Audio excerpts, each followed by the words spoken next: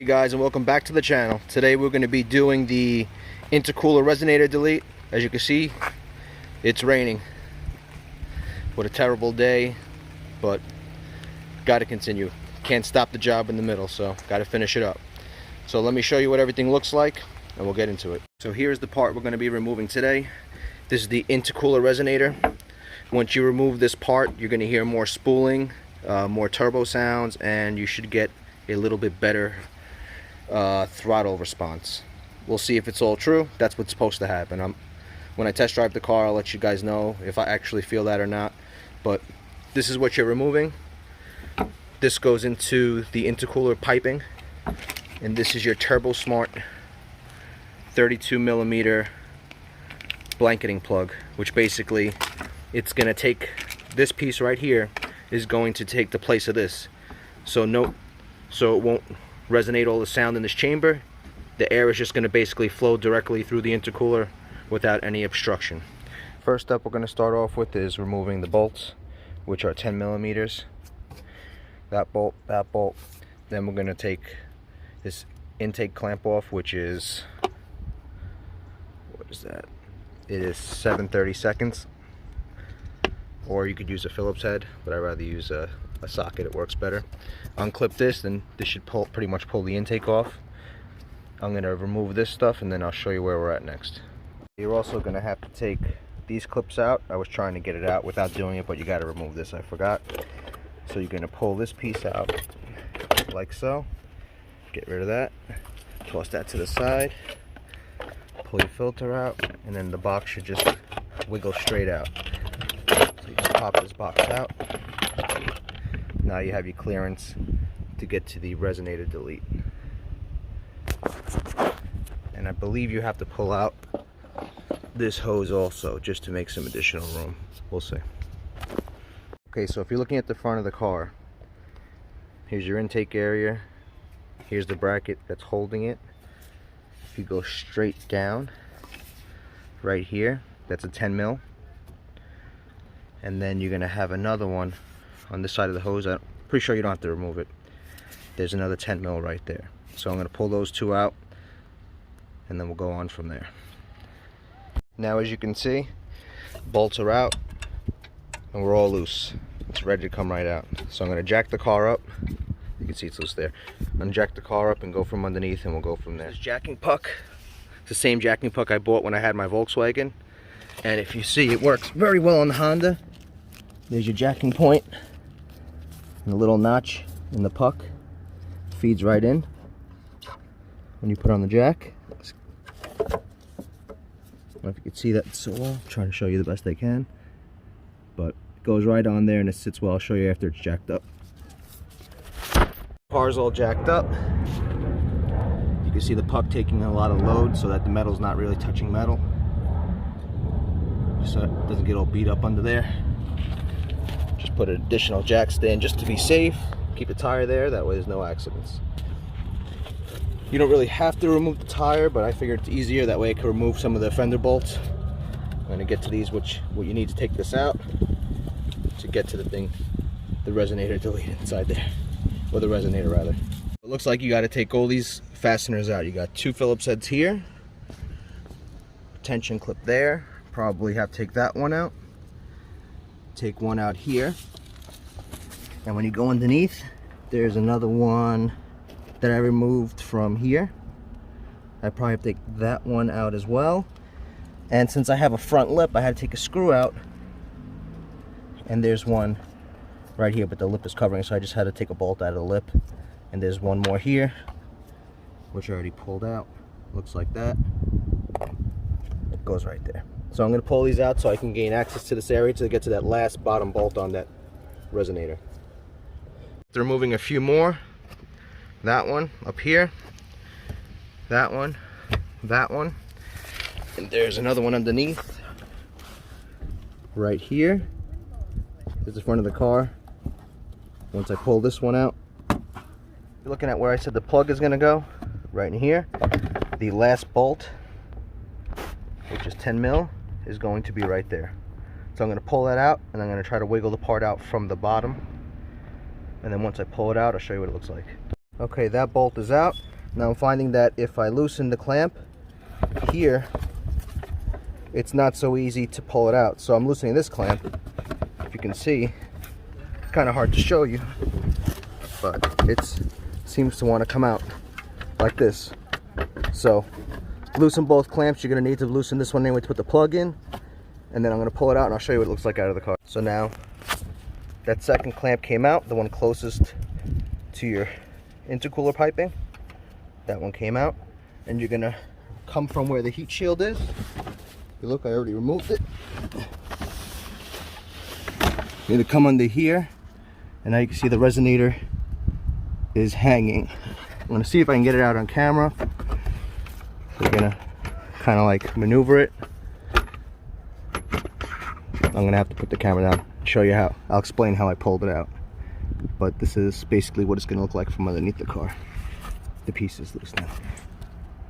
As you can see, it started raining on me, but I got it out.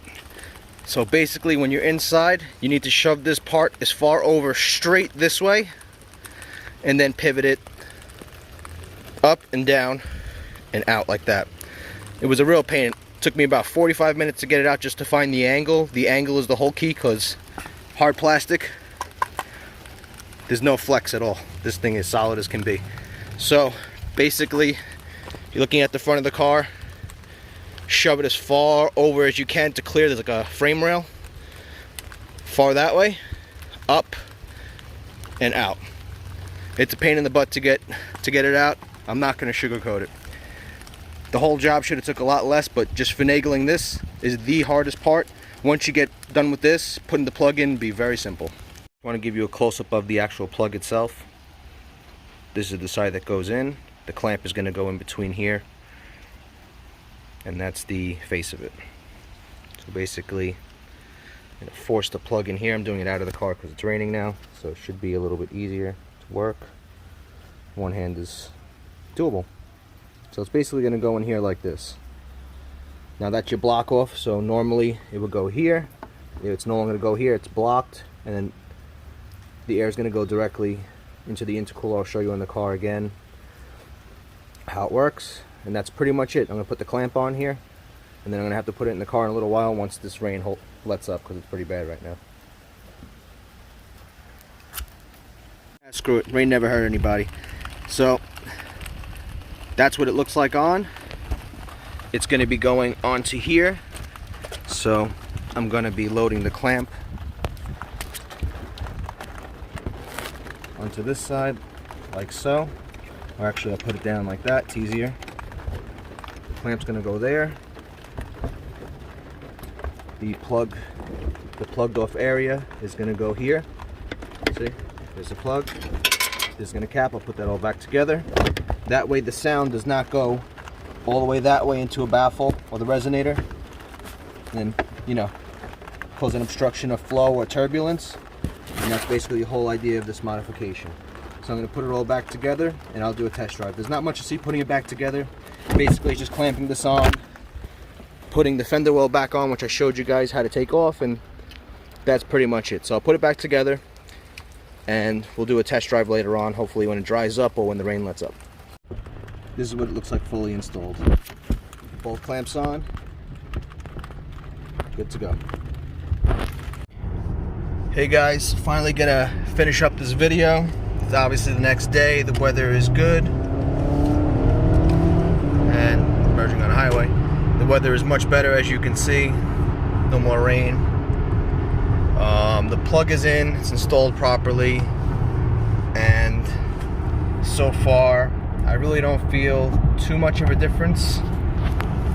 The only thing I could say I feel is slightly better throttle response and maybe slightly faster spooling. But as far as any kind of like turbo noises, spooling noises, I don't really notice an increase at all, to be honest. I really don't notice much difference. Let's see if I can do a little kick down here, just to give you an idea of the kind of sound I'm getting.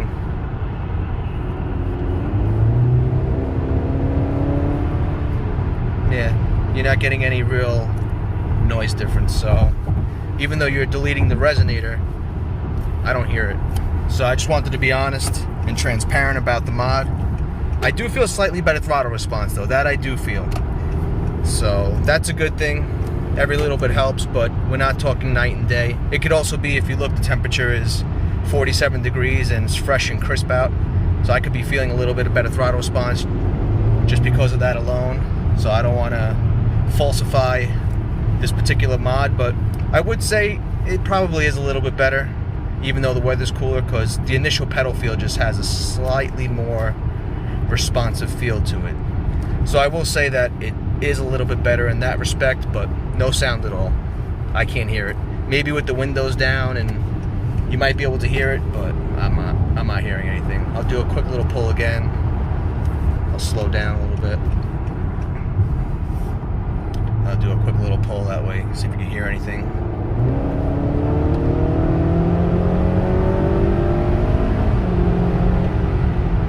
Yeah, just typical sound. Nothing different in my opinion, so, or at least what I can hear from my ear. Maybe you guys will hear it on camera, but I don't think you'll be able to pick it up. If I'm not picking it up myself, I don't see you being able to pick it up. So in conclusion to this video, I don't necessarily say it's not worth it, because the part only cost $11. So as far as cost, it's worth it. Labor, it was a little annoying to take out, so that would be the downside to it. So, you know, it's all up to you. If you're willing to do the work and you don't mind spending the money, I'd say it's worth it. But if you're not up for that kind of a job and to be annoyed wiggling that part out, because it was annoying, I'm not gonna lie, it definitely was a little annoying to take it out, then I would say don't waste your time. But if you want to get a little better throttle response, for it was like $11.45 shipped. I'll put the link in the description of where I purchased it from. I'd say go for it. Why not? It's worth a shot. So that's pretty much it for this modification. Remember to like, comment, share, and subscribe. And I'll see you guys next time.